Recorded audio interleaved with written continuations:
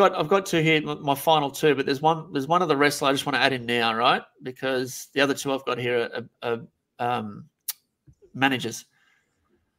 A Ricky the Dragon Steamboat, but old school. I know they've got the Dragon, so WrestleMania 3 type style Ricky the Dragon. I think that deserves a Hasbro figure.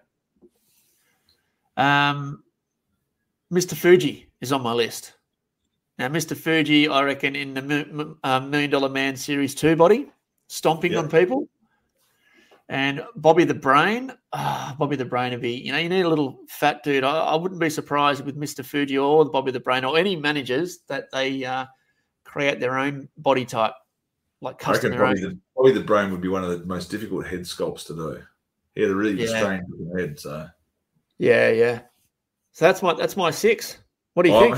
I'm happy with yours. I think you stretched it out by having 2 tag teams. I think that's pushing it. It's actually 8.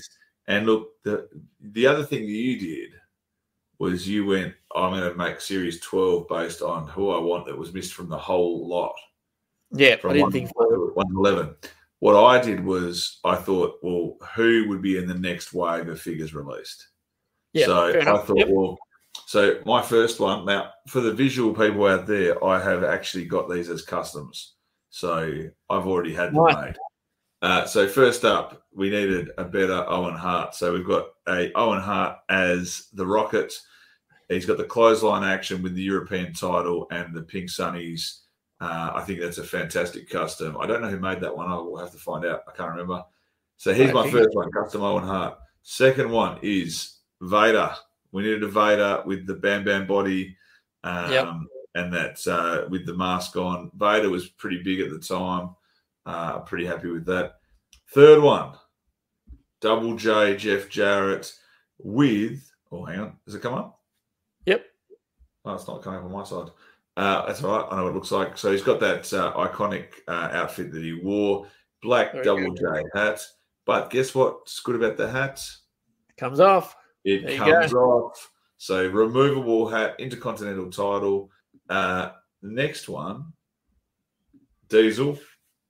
Needed the Diesel. Now, this Diesel is a mixture. It's a bit of a Frankenstein of figures, this one, but has the punch action and the bigger left arm there as well.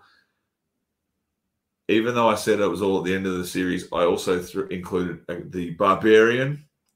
So to go with your Warlord, you've got, that was made by a European maker called Marco Vicario. Very cool. He makes all the own clothing as well.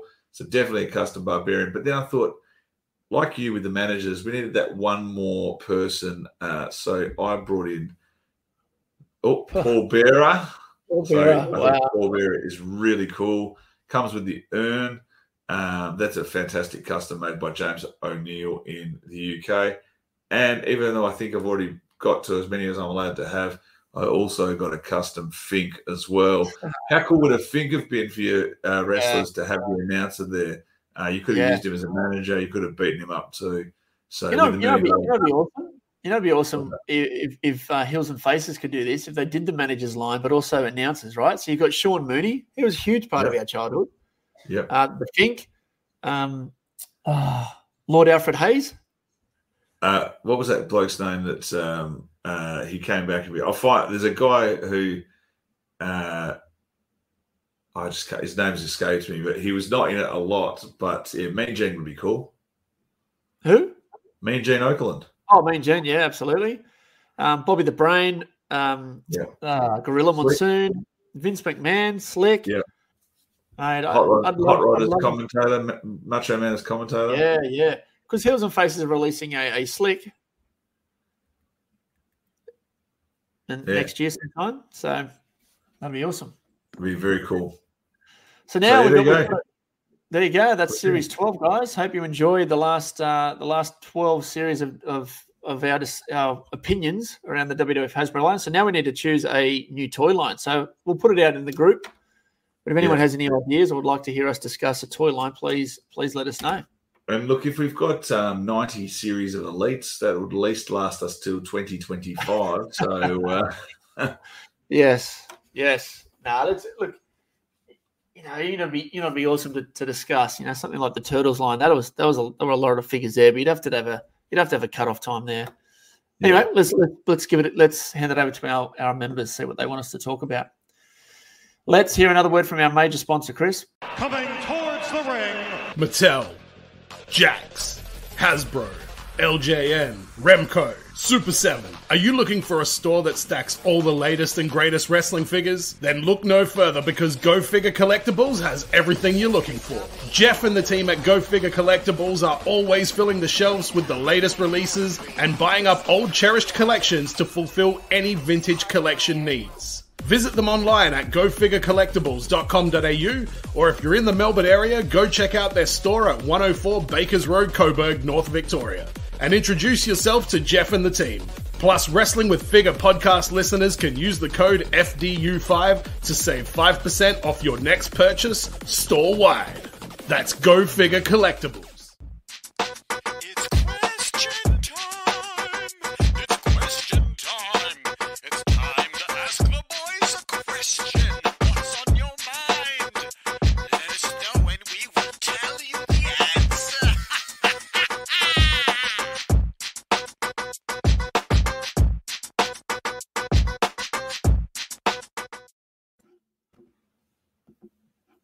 Now, you wouldn't believe, just give me 2 seconds, my phone's just gone dead. That's happened to me twice now, so I'm just going on I got Facebook. you covered, James. All right, Are you so good, mate? first question from Andrew Webster. Yes. Pick 3 different wrestling figure lines, Hasbro Elites defining moments, and what is your top figure in each of the lines? So let's just stick with what he's got. Hasbro's top figure of Hasbro, James?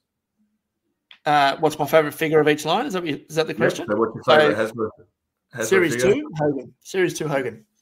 And I would say mine is Series 8, Mr. Perfect. There you go. There you go. One of my favourites. What's your favourite Elite? Whoo, that's a tough one. I reckon it's, look, I haven't got it yet, but I reckon it'll be the WrestleMania 6 Ultimate. Do Ultimate Editions count?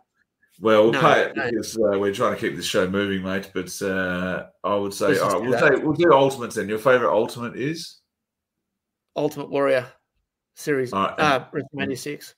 I'm going to go with the Stone Cold Ultimate Edition that I recently unboxed. I think it's Series 10 or maybe 9. We've got to choose an Elite. We've got to choose an Elite. Favorite defining moments? The Hogan. Hogan. You like the Hogan? Hogan got a bad rap because he's the old Hogan. My favourite is the Macho Man Series 3, or the third figure, WrestleMania 3. With the road. We've got featured in the group this week. All right, so what's your favourite Elite? I like the most recent Jake the Snake and the green pants, green trunks. Yeah. That was good. I'm pretty sure that's a Legends Elite. I don't know whether that counts as well. I would say my favourite Elite is... That's a tough question. It is. There's so many. There's so many to choose from. Maybe the Royal Rumble Macho Man with the scepter that he belts. That is a great figure. That's a great one. Second question. Good question, Andrew Webster. Mickey Savage. What do you see the landscape like in 10 years figure collecting? Should the world not end? Will we be buying figures from a catalogue that we 3D print and automatically print and paint? Be an interesting talking point. Well, mate, if you can I answer that one first? Sure, mate. If you've heard of the world, let me start again. If you've heard of NFTs, I think that is definitely where we're heading. The world of NFTs. I don't think, sadly, and I'm not saying this because this is the way I want it to go, but I think eventually your collectibles will be all digital, and this whole metaverse and the whole different universe that's going to be created, and you know, where we're living 2 different lives. We're really living our real world, and we're collecting all this other stuff in our metaverse. That's where I see it going. Well, I got actually a spoiler alert here, James, because I know what's going to happen because I've seen the movie already. So, if dogs and cats are going to get wiped out by a weird, mysterious virus, and we're going to adopt apes as our pets. And then eventually the apes are going to learn from us and take over the world. Take over. And we will be their slaves, and they will control us. And then one day you'll be riding a horse, just like Charlton Heston, down the beach, and you'll see the Statue of Liberty, and you'll realise you were on Earth all along, James. Well, whatever non-alcoholic beer you're drinking, take it back because you've been ripped off. But you know what? The good thing about that is we'll all be too busy in our metaverse to worry about what's going on in our real verse. So I don't even know what verse I'm in, mate. In reverse. Yeah. I think that the figure world will probably stay very similar over the next few years. I'm interested to see where collecting goes because there's only so many figures you can make from the past, and there's going to come a point where they just are not able to keep making them, or they'll have to change the line. Or but here's the thing, right? So that whole 30-year rule, every 30 years they revamp, right? Yeah. What was old becomes popular again. So I think it's going to go through a stage where generation after generation, so the generation that are brought up on, that's assuming toys won't be a thing and it's all digital, right? I don't think that's ever going to happen. Not in 10 years. But those that collect, it depends what cartoons, depends what movies, depends what sports they're into. I guess it's what they decide to do with their collectible market, right? So we collect because of the nostalgia.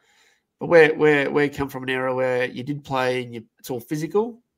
The future going forward, it's all going to be digital, right?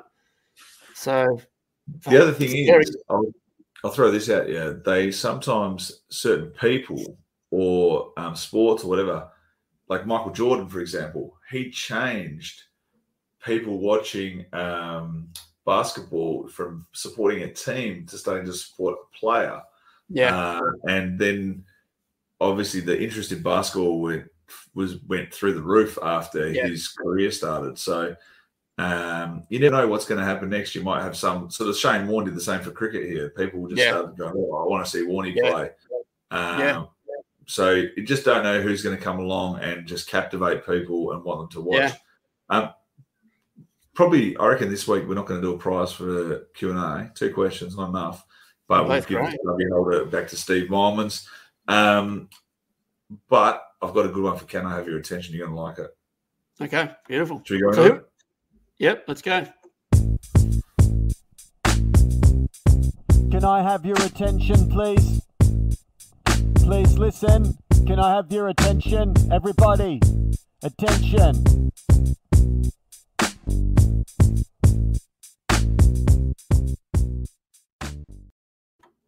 Hey, can I have your attention, James? I've got to read you this because I will only do it justice if I read it properly. Tell me who said this. This is a challenge for you. Who said this? I may go as far to say Mike ruined basketball. In the 80s on the playgrounds, you'd have everyone moving the ball around, passing to help the team. That stopped in the 90s. Kids wanted to be like Mike. Well, Mike didn't want to pass, didn't want to rebound or defend the best player. He wanted everything done for him. That's why I believe LeBron James is the greatest player this game has ever seen. He does everything and embodies what the game is truly about. Who said it? Look, disappointingly, it's Scottie Pippen that said that. Ding, ding, ding, ding, ding. Correct again. You're on fire tonight. Yeah, mate. It's sent shockwaves through the NBA world and the Michael Jordan fan world. It just, man. Look, I get that Michael Jordan must have been a very hard man to work with, but Scottie Pippen, I think he just needs to kind of thank his lucky stars that he was Michael Jordan's sidekick, because he did go elsewhere. Scottie Pippen did, and had nowhere near the success. Yeah, he may have been out of his prime, but Michael Jordan made Scottie Pippen, and Michael Jordan made that team. Like, no one can, take away the fact he must have been an arrogant. He might have been arrogant, might have been bullish, whatever it is. But they won 6 championships. You don't do that from being a nice guy. You don't do that from luck. Like, you do that from hard work, dedication, and having the right team. And to the rest of the team's credit, they obviously had thick enough skin to deal with it. Yeah, I just don't like it when shit like this comes out 30 years down the track. It just annoys me. No. It didn't come out 30 years down the track because Scottie Pippen wrote a book. It came out because Jordan did The Last Dance. If The Last Dance wasn't created, which is pro Jordan, the whole documentary is pro Jordan. Yeah. If he didn't get involved with that, then this wouldn't have